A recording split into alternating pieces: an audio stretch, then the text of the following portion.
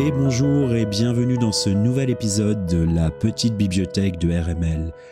Aujourd'hui, on va parler d'un premier roman paru en 2018, un roman coup de poing pour moi. Il s'agit de La Rouille d'Éric Richet. C'est un roman initiatique qui se passe dans une Europe du Nord ou de l'Est du Nord, une Europe post-soviétique. Un très très grand roman, très fort, assez violent.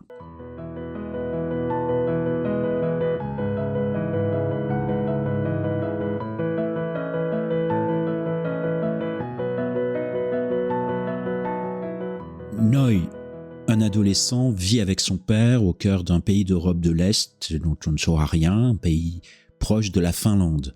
Noé est confronté au Kanost, un rite initiatique brutal imposé par sa communauté. Entre soirées MMA, concerts de métal et consommation de substances illicites, il essaie de s'échapper à travers ses rêves et ses ruses, tout en vivant sous la domination d'un grand-père tyrannique. Le roman décrit un univers sinistre, gangrené par la rouille, où la survie et l'émancipation sont entravées par la violence et le conservatisme. Alors pour moi c'est un roman extrêmement violent, donc âme sensible s'abstenir, pas violent parce qu'il y a des choses gore ou horrifiques, violent par la misère qu'il décrit, la misère sociale, la misère psychique, psychiatrique presque. L'écriture du roman est très précise, avec une sorte de réalisme poétique, des phrases très courtes, souvent des phrases même sous forme des fois de mots, sans qu'il y ait le sujet ou le complément. Et l'auteur parvient, Éric Richet, donc à décrire de manière totalement sensorielle ce monde en déliquescence, ce monde rouillé, comme le titre. Et le style parvient à décrire l'étouffement physique et psychique de Noé, le héros, et cela fait osciller le récit entre obsession et hallucination. Pour échapper à la violence qui l'entoure, Noé a recours à l'inhalation de solvants, comme des gens qui sniffaient de la colle, lui sniffe des solvants chimiques très violents donc, et ça déclenche dans le roman des séquences hallucinatoires qui contaminent petit à petit la trame entière du récit, à tel point qu'on ne sait plus ce qui est le plus cauchemardesque de la réalité ou du rêve. Et ça, c'est extrêmement puissant. Éric Richet nous confronte à un monde d'hommes. C'est vraiment un roman extrêmement masculin. Et même, je dirais, un monde d'hommes truffé de références masculinistes.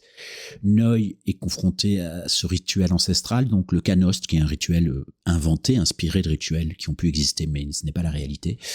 Ce Kanost, donc, et ce rituel ancestral, donc sa communauté l'a complètement vidé de son sens sacré, de son sens chamanique. Ce rituel devient dans le roman une sorte de torture clanique destinée à marquer un homme dans sa virilité, sa masculinité. Voilà, donc c'est un roman à la fois de transition, à la fois un roman initiatique et totalement halluciné. Voilà, on en ressort essoré, violenté, parfois en rejet total de ce qu'on pressent comme une vérité cachée de notre monde. Et ça, c'est très dur.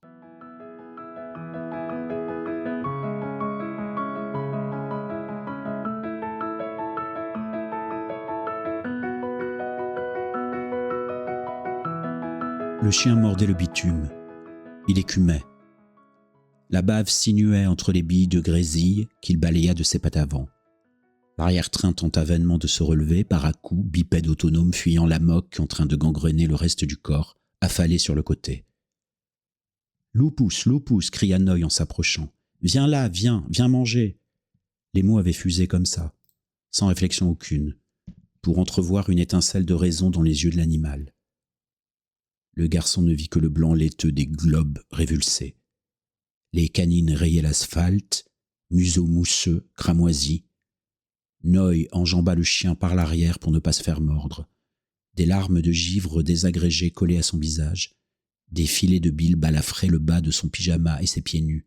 « Papa, papa !» appela le garçon, quand il aperçut le grand-père claudiquer sous le cône pâle de l'ampoule du garage.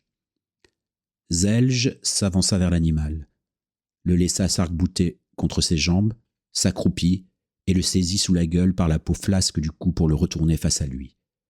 Le vieil homme fixa le chien, longuement, comme s'il sondait la conscience de l'animal au travers des pupilles. Il donnait l'impression de scruter un miroir à quelques centimètres de la truffe en sang. Loupousse envoya les crocs, Mais la mâchoire claqua dans le vide. Le vieux resserra sa prise, souleva le chien du sol et le tira le long du hangar. « Qu'est-ce qu'il a ?» fit Noy, sans reconnaître sa voix, altérée par la mue, les spasmes et les pleurs. « Il est empoisonné ?» « Il est foutu, » dit Zelge. Bruit de pas. Terge arrivait, suivi de Lars, le larbin du vieux, qui dérapa dans une flaque de merde liquéfiée. L'animal se vidait de toutes parts. « Faut l'amener chez le veto, pas, faut l'amener !» implorait le garçon. « Écarte le môme, Terge, et moi, va me chercher le fusil dans la voiture » ordonna le vieil homme. Lars s'exécuta tandis que Noy, hystérique, battait l'air vif de ses jambes, ceinturé par son père. « Loupous, viens mon chien, viens, allez !» cria le garçon à l'animal rampant qui tremblait de tous ses membres, langue sortie. « Lâche-moi, pas, lâche-moi, il n'a pas le droit de faire ça, il n'a pas le droit !»« C'est son chien, Noy. »« Tu parles, c'est des conneries tout ça !» dit le garçon en se balançant de tous côtés pour se dégager. Son poing droit cogna la tempe de son père qui ignora le coup. « Le laisse pas faire, s'il te... Toi, barre-toi, connard !» gueula-t-il au larbin qui revenait avec un fusil de chasse noir. Noir comme le chien fou. Lars tendit le Baïkal au grand-père du garçon. « Salaud, enculé !» cracha Noy. Terge riva son fils sur son épaule et remonta la cour tant bien que mal vers la maison quand la tempête de 45 kilos sur son dos cessa subitement. Le garçon regardait Zelge plaquer le crâne du chien sur le sol avec le canon. D'un coup de rein, Noy se libéra, tombant tête la première du haut du 1,95 m de son père. Privé de souffle, la joue piquée de gravier, il sentit Terge lui agripper la cheville quand le coup de feu claqua. Choc sonore, vision fugace du chien sans tête. Voilà, c'était les premières pages du roman. Vous voyez, l'entrée en matière est un petit peu brute. Alors, donc, Éric Richet est né en 1971 à Avignon.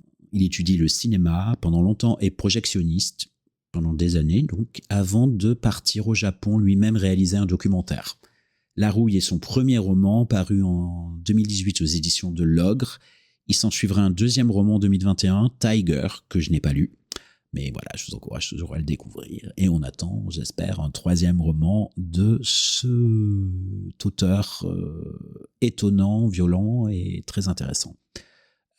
Voilà, je vous souhaite une bonne journée. Je vous remercie d'écouter ce podcast. Si vous l'aimez, partagez-le, likez, abonnez-vous évidemment. Et je vous dis à une prochaine fois pour un nouvel épisode. Et d'ici là, lisez.